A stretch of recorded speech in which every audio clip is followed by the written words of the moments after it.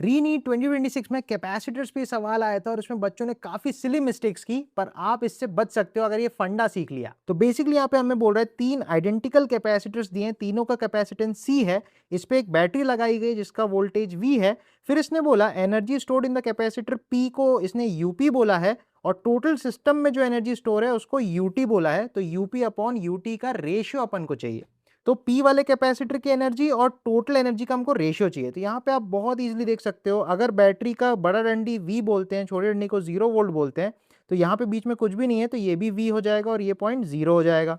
That means नीचे वाले capacitor के अक्रॉस जो पोटेंशियल डिफरेंस है वो V रहेगा, और ऊपर वाले कैपेसिटर क्योंकि आइडेंटिकल हैं, दोनों कैपेसिटर का C बराबर है, तो पोटेंशियल ड्रॉप भी दोनों में बराबर आएगा। दैट मीन्स यहाँ पे आधा ड्रॉप आएगा और आधा ड्रॉप यहाँ आएगा। तो यहां से आप बोल पाओगे पहले कैपेसिटर में V/2 का पोटेंशियल डिफरेंस आएगा और सेकंड में भी V/2 का पोटेंशियल डिफरेंस आएगा।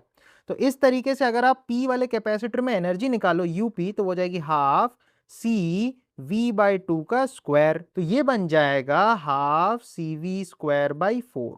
तो ये UP अपने पास आ गया।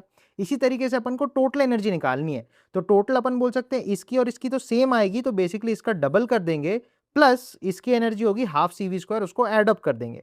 तो अगर मैं टोटल एनर्जी निकालूं तो हो जाएगी 2 times of UP, that is 1/8 CV square, plus नीचे वाले का हो जाएगा हाफ CV स्क्वायर।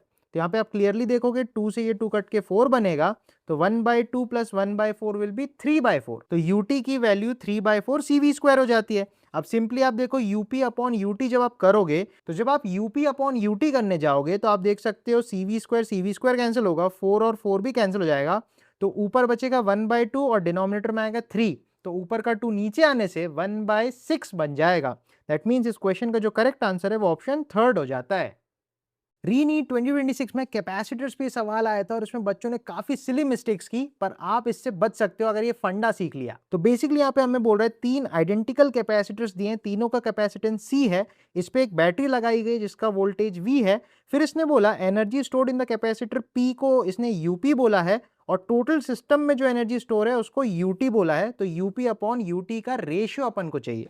तो P वाले कैपेसिटर की एनर्जी और टोटल एनर्जी का हमको रेशियो चाहिए। तो यहाँ पे आप बहुत इजीली देख सकते हो, अगर बैटरी का बड़ा डंडी V बोलते हैं, छोटे डंडी को 0 वोल्ट बोलते हैं, तो यहाँ पे बीच में कुछ भी नहीं है, तो ये भी V हो जाएगा और ये पॉइंट 0 हो जाएगा।